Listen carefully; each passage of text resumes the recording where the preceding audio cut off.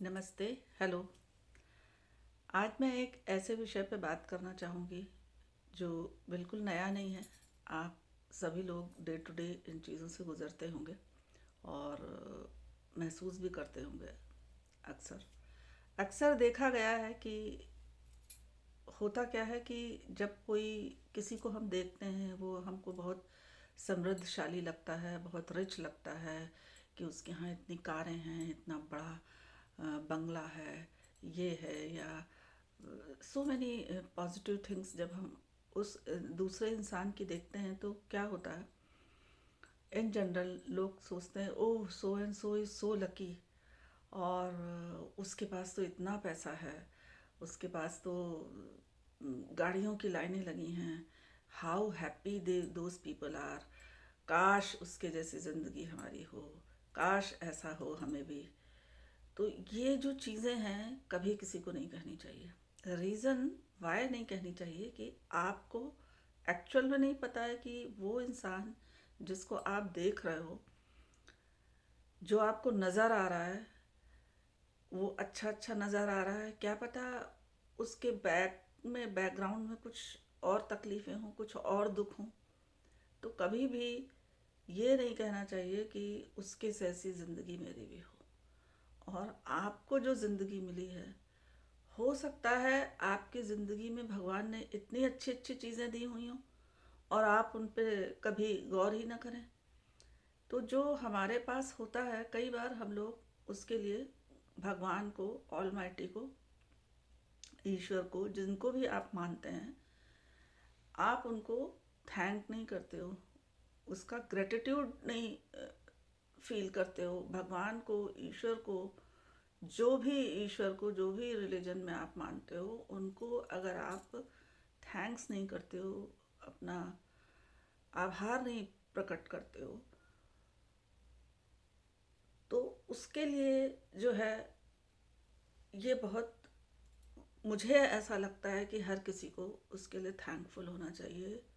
Rather ये सोचना चाहिए कि दूसरे को जो कुछ मिल रहा है वैसी मेरी ज़िंदगी हो, क्योंकि आपको बिल्कुल नहीं पता है, हो सकता है उसके पर्सनल लेवल पे बहुत ज़्यादा तकलीफ़ हो सकता है that person is not healthy, हो सकता है उसके घर में इतनी खुशियाँ ना हो सकता है उसको जो खुशियाँ आप देख रहे हैं वो सिर्फ भौतिक हों, ऊपर की हों, मन से वो खुश ना हो।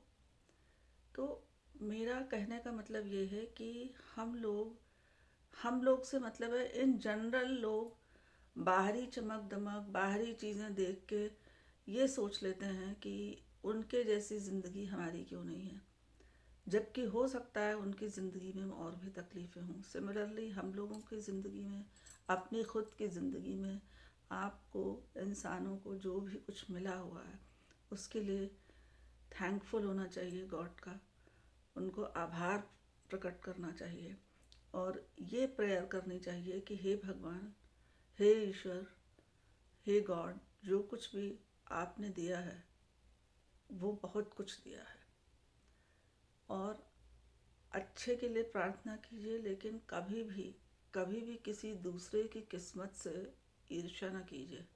कभी भी ये मत कहिए कि उसकी जैसी किस्मत मेरी भी हो, ये कभी मत कहिए।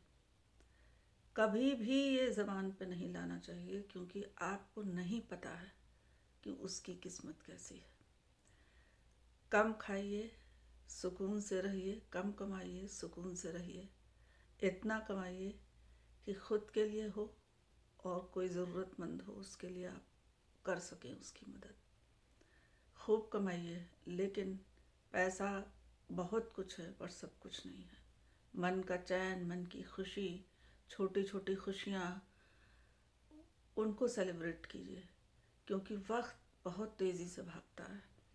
आप आज अपने को देखते हैं, आज से साल भर पहले की आप कोई भी चीज़ें, अपनी कोई पिक्चर उठा के देखिए, आप में बदलाव आ गया है, आपका चेहरा बदल गया है, आपके सब कुछ बदल गया है। तो हर पल, एक एक पल आपका भाग रहा है, आपको नहीं पता। तो वक्त बहुत ही कीमती है, जो आज है, प्रेजेंट है, वर्तमान है, उसमें जिए और आगे की सोचिए, लेकिन परेशान होने की ज़रूरत नहीं है। जो बीत गया वो बीत गया, आगे की सोचिए, लेकिन आप प्रेजेंट में ज़िंदा रहिए। हर दिन छोटी छोटी खुशियाँ, छोटे छोटे मौके, उनको सेलिब्रेट कीजिए अपने परिवार के साथ, अपने फ्रेंड्स के साथ, अपने जो भी रिलेटिव्स हैं उनके साथ आप टाइम बिताइए और बातें कीजिए, सब कुछ कीजिए। अक्सर मुझे ऐसा फील होता है, I may be wrong, I don't know, सबकी थिंकिंग अलग होती है, हर इंसान अपने तरीके से सोचता है।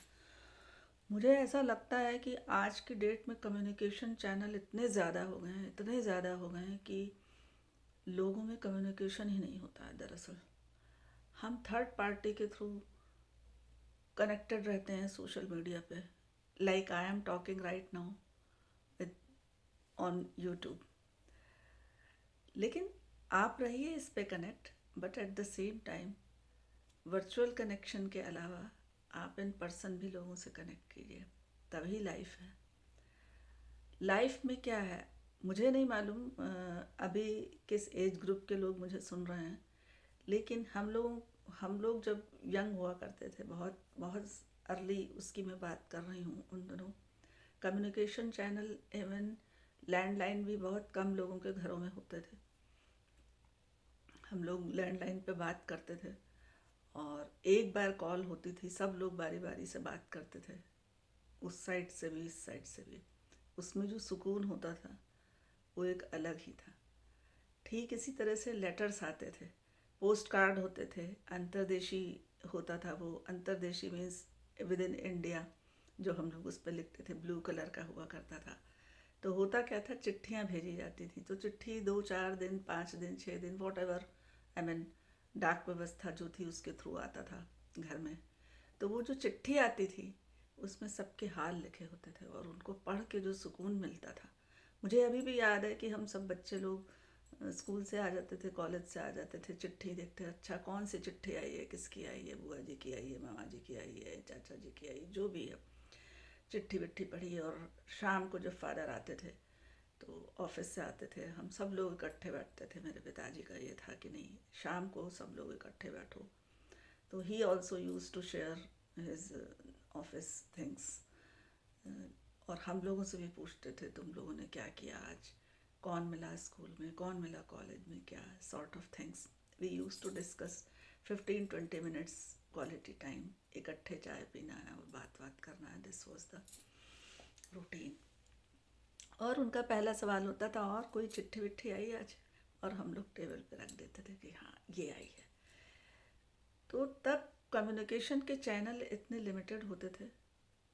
आज कम्युनिकेशन के चैनल इतने ज़्यादा हैं, इतने ज़्यादा हैं, बावजूद उसके कम्युनिकेशन नहीं है। लोग व्हाट्सएप पे भी नहीं कॉल करते हैं, लोग व्हाट्सएप पे भी वो नहीं करते। मैं इन जनरल बता रही हूँ, मैं अपनी बात नहीं कर रही हूँ। इन जनरल मुझे लगता है कि जैसे जैसे कम्युनिकेशन के चैनल बढ़ते जा रहे हैं, लोगों में दूरियां बढ़ती जा रही हैं। तो मेरा ये कहना है कि खुशियाँ जो हैं, जो मिली हैं, उनको सहेज के रखिए। जीवन बहुत तेज़ी से बढ़ता जाता है, फिसलता जाता है अपने हाथों से। तो इस बारे में आपकी क्या राय है? मुझे ऐसा लगता है कि प्रेजेंट हम सब लोगों को एंजॉय करना चाहिए। हम लोग फिल्म स्टार्स को देखते हैं, अभी धर्मेंद्र जी का स्वर्गवास हो गया 4-5 दिन पहले। मैं बहुत ज़्यादा अपसेट हूँ, यू वोंट बिलीव। तब से लेके अब तक पता नहीं मैंने कितने धर्मेंद्र, हेमा मालिनी और देओल परिवार से रिलेटेड स्टफ़ देख डाला, वीडियो देख डाले, अपडेट्स देख डाले, because I really like Dharmendra ji. उनके मैनरिज्म, उनकी जो है शालीनता, लोगों के प्रति प्यार और लोगों को इज्जत देते थे वो। और अपने आप में उनकी जो क्वालिटीज़ हैं कहने की ज़रूरत नहीं है, सभी को पता है। तो मैं काफ़ी अपसेट हुई और मैं सोचने लगी कि देखो कैसे इंसान धीरे धीरे धीरे धीरे चेंज होता रहता है, ओल्ड एज आती रहती है, और यही जीवन है। जीवन बहुत शॉर्ट है। तो सबको छोटी छोटी खुशियाँ मिल के जो है सेलिब्रेट करनी चाहिए, मनानी चाहिए। और ज़्यादा मैं कुछ इस पे नहीं कहूँगी, बहुत से थॉट्स आ रहे हैं, फिर कभी बात करेंगे इस पे। विचार कीजिएगा, शेयर कीजिए अपने कमेंट्स, बताइए आप क्या सोचते हैं इस पे।